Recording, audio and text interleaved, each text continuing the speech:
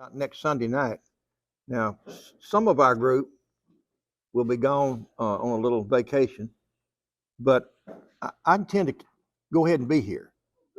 And if you can come, well, come on. We'll have a Bible study, and wherever they are, they can just catch up later. But they'll be on their way back, I think, maybe, but they won't be here. In your private prayers tonight, ask for the guidance of the Holy Spirit. We are on holy ground when we consider the passion of the Lord. We're in an area where we cannot possibly comprehend everything. We're going to see the Son of Man and the Son of God. And we're going to realize quickly that by this time, Jesus now fully understands his role as Son of God. He grew in wisdom, stature, favor with God and man, and God revealed to him through his years his plan. There were times when he said to his disciples that that's up to the Father. It still is, but he now understands what the Father wants and has yielded himself totally to that. He will say on an occasion here, I must go on with what the Father wants done. But we're going to see the side of man very precious.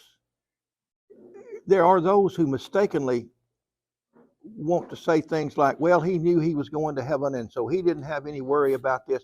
He had no worry, but as the Son of Man, he had lived the abundant life that he wants all us to have.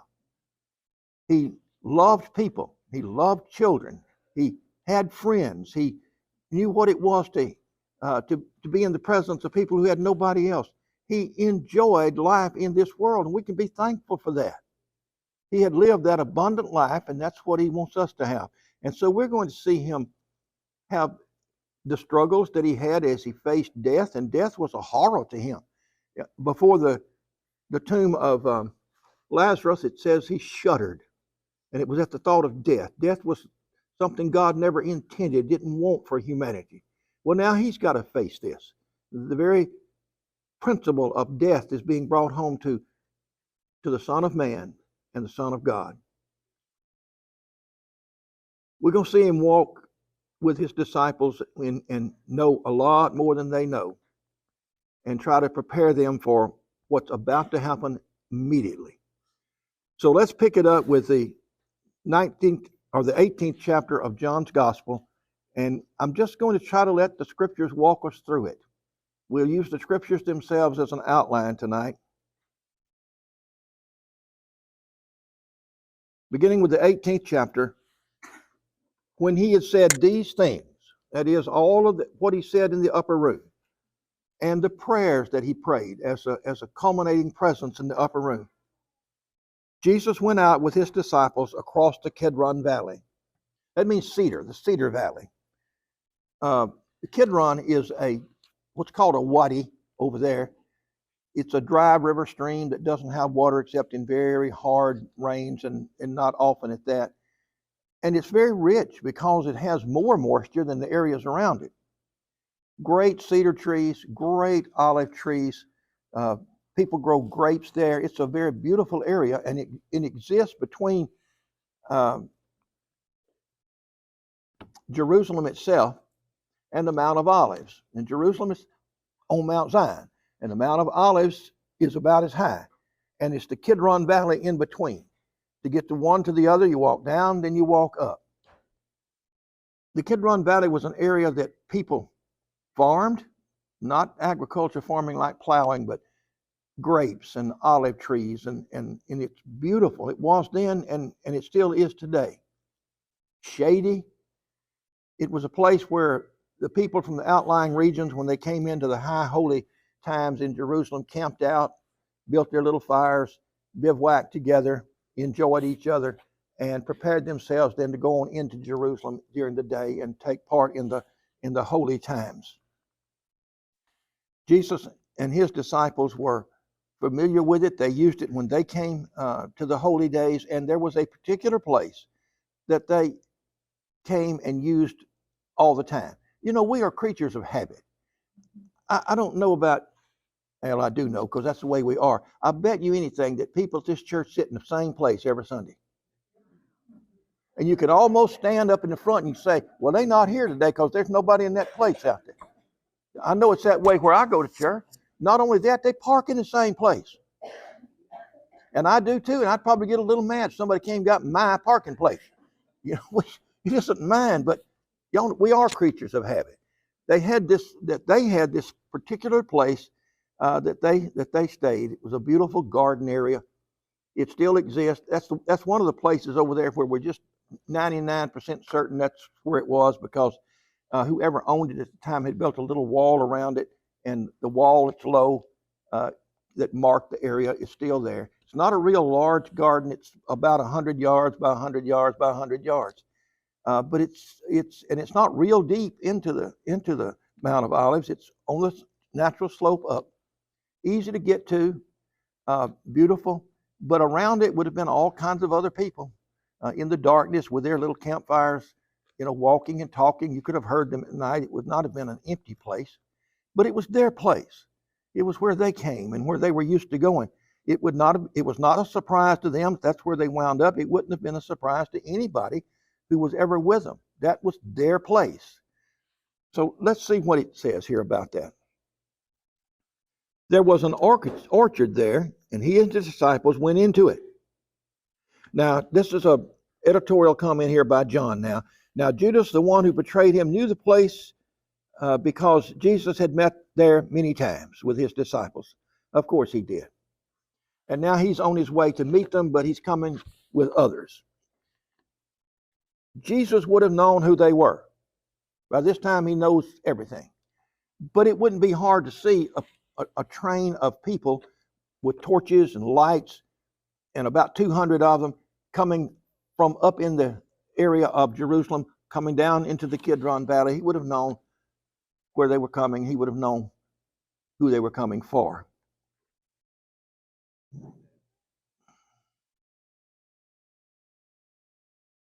Let me just read it. I said we're going to follow the Bible, so let me just read it as it says it here. So Judas obtained a squad of soldiers. The King James Version may say a cohort, does it? What does it say about squad? A company, a cohort. They don't really know exactly. There was a vague term used here, and it didn't mean a specific number, but probably around between 100 to 200 soldiers, Roman soldiers, as well as soldiers that were a part of the Sanhedrin group and others that might have been tagging along. Way more than they needed. But here's the thing. They knew the reputation of Jesus, and they were about half scared of him. This is personal opinion, but I believe that the more you know about God, the more you're about half scared of him. I mean, he's God. And we ought to approach him with awe. And that awe has an element of reverent fear about it. When we pray, it ought to be with awe. When we recognize that God has done something for us, it ought to be with awe. The disciples were always in awe of this man. You remember the story of the calming of the sea. And they withdraw themselves into the back of the boat, scared to death, after it's over. And they say to themselves, what kind of man is this? That even the wind and the waves obey him. So this reputation has not gone anywhere. What he had done in Jerusalem hasn't gone anywhere. Whether they knew him personally or not, they were in awe of him and about half scared. And so they took a large number with them to get one man. Now, as it turned out, they're still scared of him, even with all of these. So let's just read it. They came to the orchard with lanterns and torches and weapons. Now, lanterns were real lanterns by this time. They were not just, some brought torches, but the lanterns were not just torches. They had developed a lantern that was kind of covered, and it would burn a long time, and it would give them the opportunity to come and have it and see in the darkness. And weapons. They came fully armed to get one man. Then Jesus, because he knew everything, by this time the Father has revealed to him everything, because he knew everything that was going to happen to him, came and asked them, "Who are you looking for?" He knew. He wanted an answer. And he wanted the focus to be on him. We're going to see that he was protecting his disciples. You want somebody? Don't grab one of them. Who are you looking for specifically? They replied, "Jesus the Nazarene." He told them, "I am he." Judas, was the one who betrayed him, was standing there with him. So when Jesus said to them, "I am he," they retreated and fell to the ground. Now you know what happens. They get on those little old trails and they all wadded up. And when he meets them in this kind of courage and this kind of bravery and says, "You're looking for me? I am he," they stepped backwards, and when they did, started falling over themselves. That's just kind of human nature. We do that kind of thing. But part of it was that they had not expected this kind of bravery. I'm sure they've had many people run from them. It would have been easy to run and try to hide out there in that darkness. But there is not a power in the universe that at this point could have kept him away. He is going through with this. Nothing could have caused him to turn and walk away. When they were going to stone him and throw him over the cliff that time, he walked through them. He just walked on through them. He's not going to walk through them. He's going to meet them. This is a part of God's plan, and he understands it fully and totally and knows what he's got to do. Satan at this point thinks he's won. He's not omnipotent. He thinks he's won. Jesus is going to make sure that the plan, his hour is here. He's going to make sure that his plan is carried out, that God, the Father, who has told him what to do, is going to see and understand that he's doing his part. What was it that he had prayed already? "Thy will be done." And now he's totally committed to the Father's will.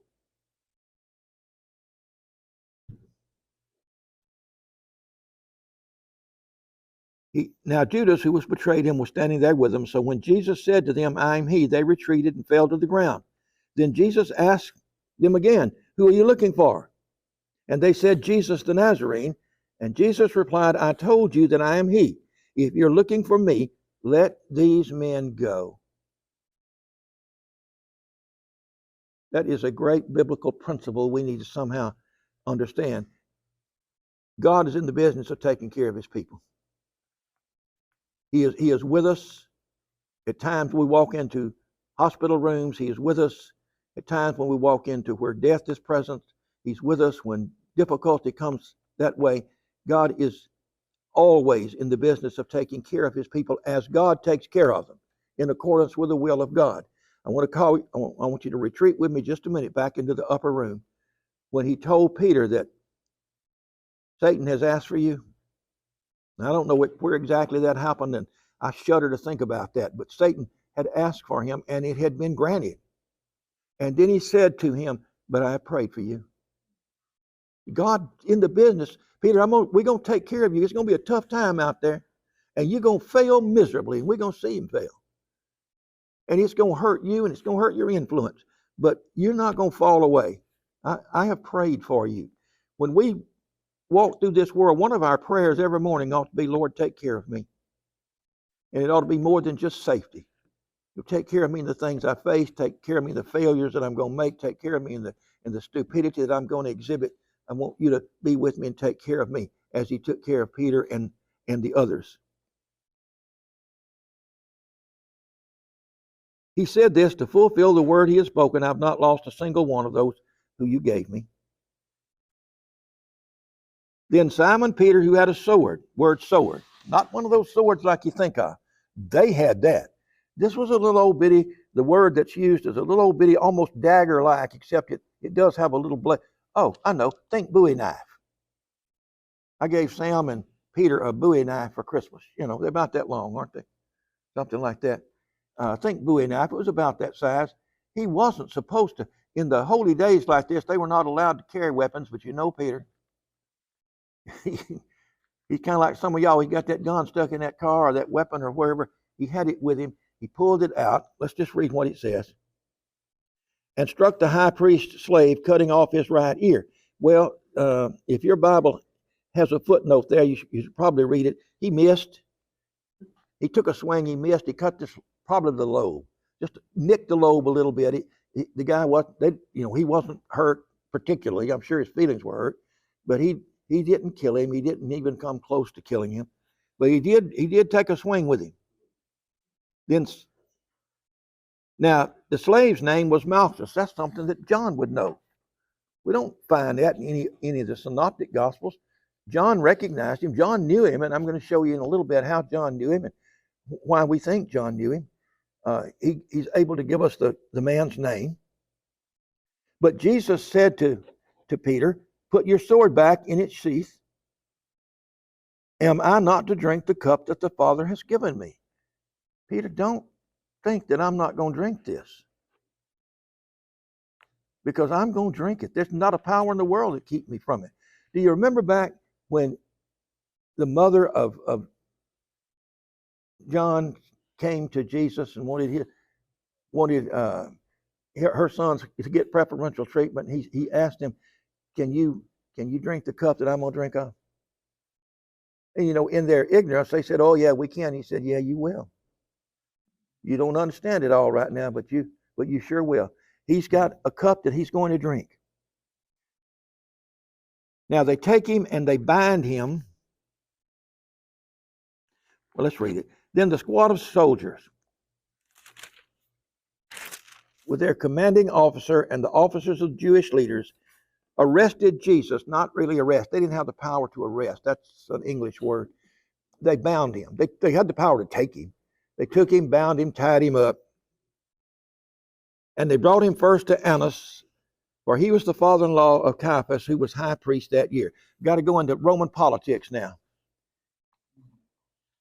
The high priest and that group were in cahoots with Rome. They helped keep Roman peace, and Rome helped them make wealth.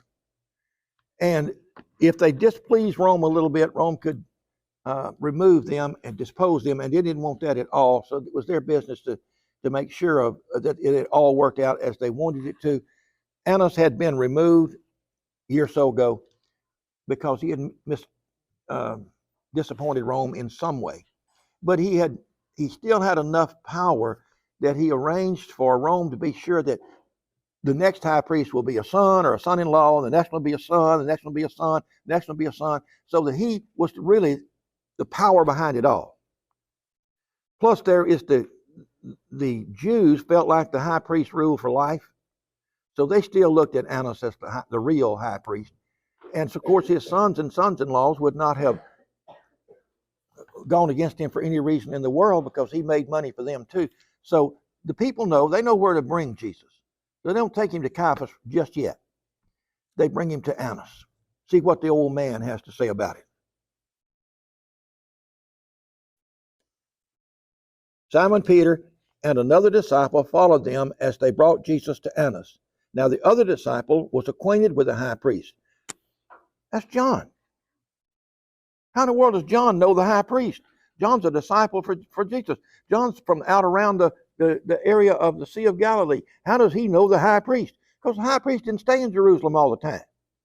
It was his job to be out. It's a small country, folks. It was his job to be out and about and know people and to be sure they were paying taxes and doing what they ought to do.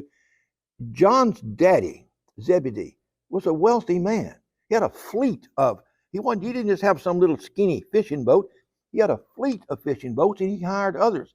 He was a man to be considered as one of importance out in that area. You can be sure that when the high priest came out there, he saw those people, and Zebedee was one of them. So he knew Zebedee, and he had met John, and he knew John.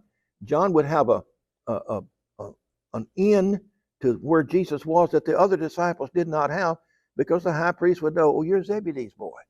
Yeah, I've been out there before. Let him come on in." So we have to understand that Jesus always had people who could help him in the various functions of his life in this world. Now the other disciple was acquainted with the high priest. He went in with Jesus to the high priest's courtyard, but Peter could not go. Y'all don't know you. You're not Zebedee's boy. We're going to leave you standing out here. And that had to hurt Peter's feelings. Y'all know Peter well enough to know that hurt his feelings. Made him a little jealous. Made him a little angry. Well, we know Peter well enough to know that's probably the way that's the way we react to. My brother's well known in Shreveport. I went into some of those restaurants up there. There'd be people come up and say to him, how you doing, Philip? It's good to see you. And just leave me standing there. It'd make me about half mad. I got used to him saying, oh, you're Philip's brother. I finally started saying, Philip's my brother too. Because that's what we are. We're that way as human beings. I suspect that Peter was a little bit raw at this point, standing outside the door. So the other disciple who was acquainted with the high priest came out and spoke to the slave girl who watched the door and brought Peter inside. He went out, said to her, he probably knew her. He's with me, let him come on in. The girl who watched the door brought Peter inside. The girl who was the doorkeeper said to Peter, you're not one of the man's disciples too, are you? Now, this is not a simple question. This is a question of almost insult. You one of them? Peter's got to decide right now, how do I answer this? I've just gotten in the door. How am I going to answer this girl? Well, Peter, he said, no, I'm not. Put himself in a bad situation. We often speak things that we ought not to speak, and Peter did too. Now the slaves and the guards were standing around a charcoal fire that they had made, warming themselves because it was cold. I told myself, and I told our church one time, we need to be real careful what fires we stand around. We need to be real careful what group we make ourselves a part of. We need to be real careful the kinds of situations we find ourselves in, because we might not mean anything by it, but things can develop. Things can develop, circumstances. I asked somebody this last week how you're doing, and they said, well, pretty good under the circumstances. And I took that as a pretty good answer. And then later I got to thinking, we're Christians. We're not supposed to be under the circumstances. We're supposed to be above the circumstances. The circumstances are going to be the circumstances. But of course they affect us. And they affect Peter here, who's warming his hands, standing around listening to them talk, no doubt making fun of Jesus or saying how they captured him or whatever it was that they were saying. He's there with them. And he's going to be there for a while. While this was happening, the high priest questioned Jesus, Annas, questioned Jesus about his disciples and about his teaching. This is a trap. He knows full well what Jesus had been teaching. He's a part of the Jewish Jerusalem group, the clique that runs that town. Pilate wasn't. Pilate lives in Caesarea. Pilate only comes to Jerusalem on the holy days, the high days, with a group of soldiers, which they put in what's called the Fortress Antonio, in case there's trouble. He'll come with them, and when the people are going back to Galilee, wherever they're going, he goes back to Caesarea. Caesarea was the capital, not Jerusalem. Because Jerusalem is so important in the Bible, sometimes we get the idea that Jerusalem was the city. It was the holy city. It was the city of their religion, but it wasn't the city as far as Rome was concerned. It was Caesarea out on the coast, right across from Rome, so it didn't take them very long by boat to get to Rome and get Roman officials over there. You can visit Caesarea today if you tour over there. It's been restored wonderfully. They had a mini Colosseum like Rome had. They had the aqueducts that came out of the mountains come right into that city and washed the city streets and provided drinking water for the town. Pilate had built a wonderful house for his wife.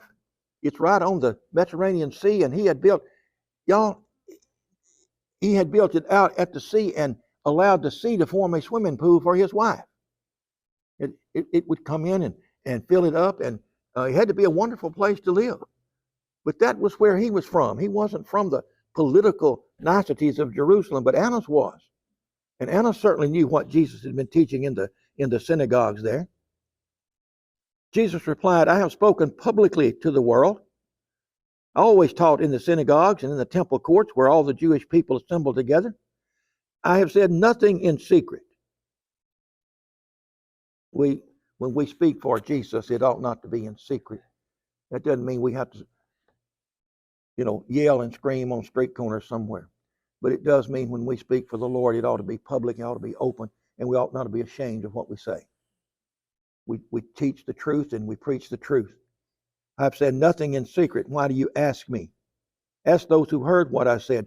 They know what I said. Jesus wasn't afraid of what they would say. He owned it. This is what I've said, and they'll tell you, I've taught it and taught it and taught it. Now, there's always around some important people like Annas, there's always around those underlings who want to impress him. And this is one of those occasions where one of them just walked up and slapped Jesus. Said, how dare you speak to the priest like that? You know, they had no reason to do that except they wanted to curry favor with Annas in some way. One of the priest officers who stood nearby struck him on the face and said, is that the way you answer the high priest?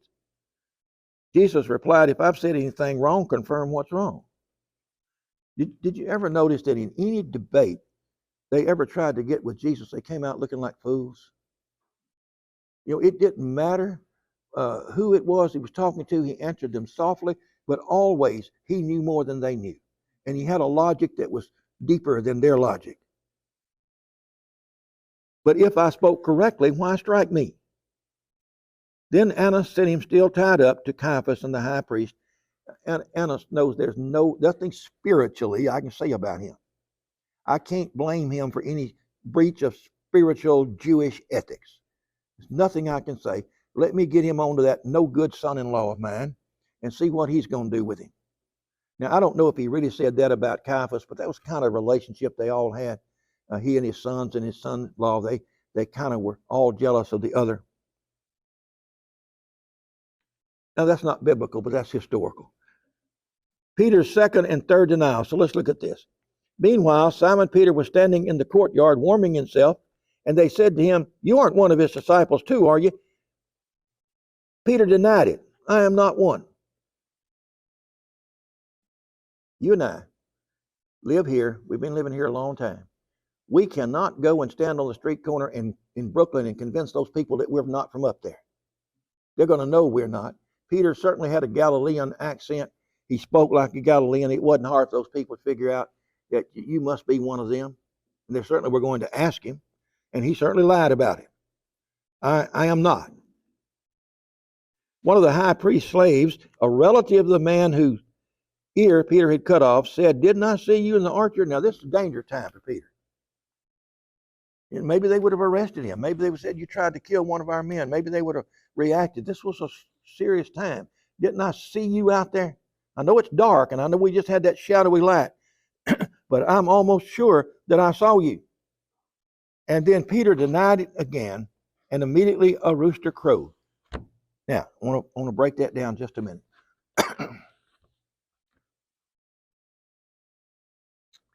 Maybe a real rooster crowed. That's certainly a possibility. I think there were roosters that crowed. Roosters crow all night long. Sam's got one. That sucker never shuts up. You know, and I kind of like it. You know, it's kind of easy to hear sometimes. They do crow during the night, and certainly they're roosters. I think they had crowed already. But it may well be because there was a trumpet that sounded at 3 o'clock when the watch changed. And it was called the cock crow. Maybe that's what Jesus meant. By the time when you hear that trumpet, you will already have denied me 3 times.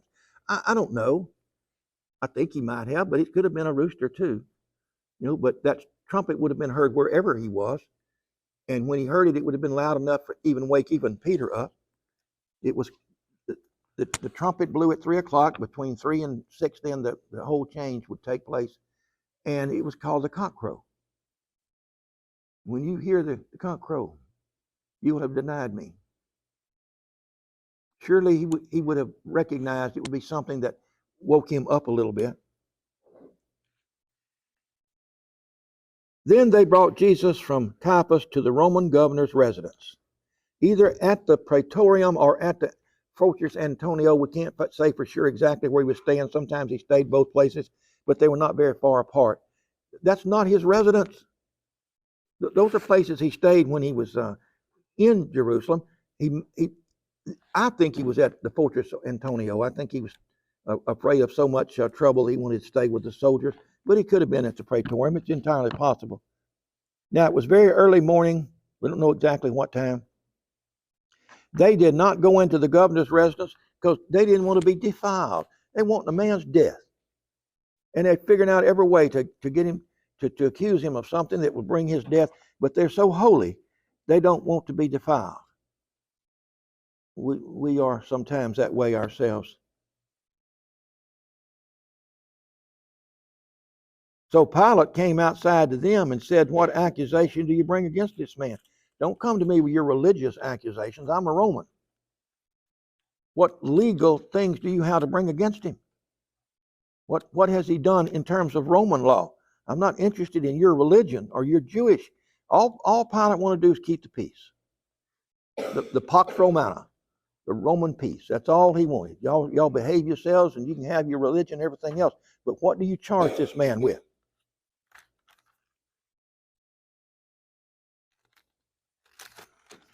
They replied, "Well, how's this for an answer? If the man were not a criminal, we would not have handed him over to you. Don't ask us what he did, we'd given him to you. He wasn't a criminal, we wouldn't have brought him here." Well, Pilate, he's as smart as they are. Pilate told them, "Take him yourselves and pass judgment on him according to your own law." You tell me he's a criminal by your eyes, and you take him and judge him. I cannot say why exactly Pilate was so reluctant to get involved, except he just didn't want to meddle in Jewish affairs. But it could be that he too had heard about this man and didn't really want to come up against him. Whatever it was, he is trying his best to get. You remember when he washed his hands of the thing? He's trying to wash his hands of it. Let me pass the buck here. I don't want to get involved in this. It's called deniability. I want to be able to deny that I had anything to do with this. The Jewish leaders replied, "We cannot legally put anyone to death." There it is. This happened to fulfill the word Jesus had spoken when he indicated what kind of death he was going to die. So Pilate went back into the governor's residence, summoned Jesus to privacy. He knew those others wouldn't come. He wanted to hear what Jesus said. That's the right thing to do. It's what we ought to do. Talk to Jesus. Let him tell us.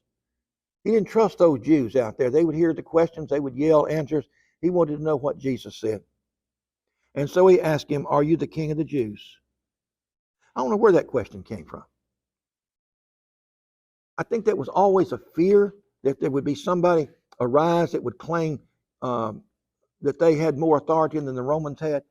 But it may also be that he'd heard talk of those who were saying that he could be a king for us. Wherever it came from, I think it came from his heart, not in believing, but from his heart of wondering. And I'm going to tell you, when we get a heart of wondering, there's always the possibility that we can be won. And Jesus seized on that opportunity there. He reached out in a magnificent attempt from God himself to win Pilate, just like he reaches out to you and me. He said, "Are you the king of the Jews?" And Jesus replied, "Are you saying this on your own initiative? Is this something you really want to know, or have you just heard it from others?" Judas will have no excuse in eternity. Jesus Christ himself reached out to him. We're not going to have any excuse either, because he reaches out to us also. But he reached out to Pilate at this time. "Is this something you really want to know?" And Pilate said, "I'm not a Jew. Don't talk to me about that." Well, he opened himself up to that. Sometimes we do get angry when God reaches out to us and we recognize, maybe somebody recognizes, tries to talk to us about the Lord, and we get kind of angry about it. I'm not a Jew. Your own people and your chief priest handed you over to me. What have you done? And to set him at ease about the Roman authorities, he said, my kingdom's not of this world, Pilate. You don't have to worry about that. I'm not trying to overthrow Rome. That's not what I'm about. Your job is not in danger. That's not what I'm about. If I were of this world, my servants would be fighting to keep me instead of being handed over to the Jewish authorities. But as it is, my kingdom is not from here. Pilate heard, He hadn't understood, but he understood enough. So you are a king. Jesus replied, you say that I'm a king. For this reason I was born. For this reason I came into the world, to testify to the truth. What was it Jesus had said? You shall know the truth, and the truth will set you free. He said, I am the truth. I was born into this world to testify the truth. Everyone who belongs to the truth listens to my voice. And Pilate said, and I don't think this was a curious question. I think it was a brush-off question. What is truth? Now think about his circle. Politicians and would-be politicians, liars and would-be liars, backstabbers and would-be backstabbers, throat cutters and would-be throat cutters, the whole society that he ran into, that Roman group, that group of politicians in Rome, would have killed, and they did kill their own children to advance themselves. They would have done anything, told any lie. And so he asked Jesus what is truth. He wouldn't know the truth if he heard it. When he said this, he went back outside to the Jewish leaders and announced, I don't find anything wrong with him. Now, I'm going to tell you, it took some courage. Say what you want to about Pilate, and there's a lot to be said. He stood up to them. I don't find anything true to any accusation against him. But here's what I'll do. Now, here's the politician. Here is his way out. Here's what I'll do. It is your custom to release one prisoner for you at the Passover. So you make the decision. Do you want me to release to you the King of the Jews? And they shouted back, not this man, but Barabbas. And John adds as an editorial note that Barabbas was a revolutionary. He was one of those out in the boondocks who led raids against Rome, who looted and robbed and killed and destroyed. And the people are hollering, not this man, Barabbas. Now I'm going to say two things and we'll close. One is there have been those who have said the crowd that cried Hosanna to him when he came in and came down on that Sunday, put palm branches out in front of him, now stand and holler for his blood. Two different crowds. That crowd was from Galilee. That crowd had mostly come with him, trailed along with him on the way. They were believers in him. This is the crowd that was the Jerusalem group. And they didn't believe in him. They didn't want to believe in him. And so they're crying now for Barabbas. Look at the name Barabbas. Remember, Jesus often called Peter Simon Bar-Jonah, Bar meaning son of, Simon son of Jonas. Remember that when Jesus prayed, he prayed Abba Father, meaning Father. Barabbas means son of Abbas. Isn't that ironic? He had a name. We don't know what his name was, but he was the son of Abbas, the son of the Father. So the son of an earthly father is being set free, revolutionary crook that he was, and the Son of God is facing the cross. Okay, we're going to close tonight. That finishes chapter 18. We're a little shorter than normal because we were kind of late getting started. But I want to say again to those who may be watching, please, if you need prayer, if you have concerns, if you don't know the Lord Jesus as your Savior, if you want to touch base with somebody at this wonderful church here, they'll be glad to pray for you. They'll get pamphlets to you. They won't want two things they won't do. They won't ask your name unless you want to give them the name, and they will never ask you for money. But if you want prayer, if you have concerns, please get in touch with them.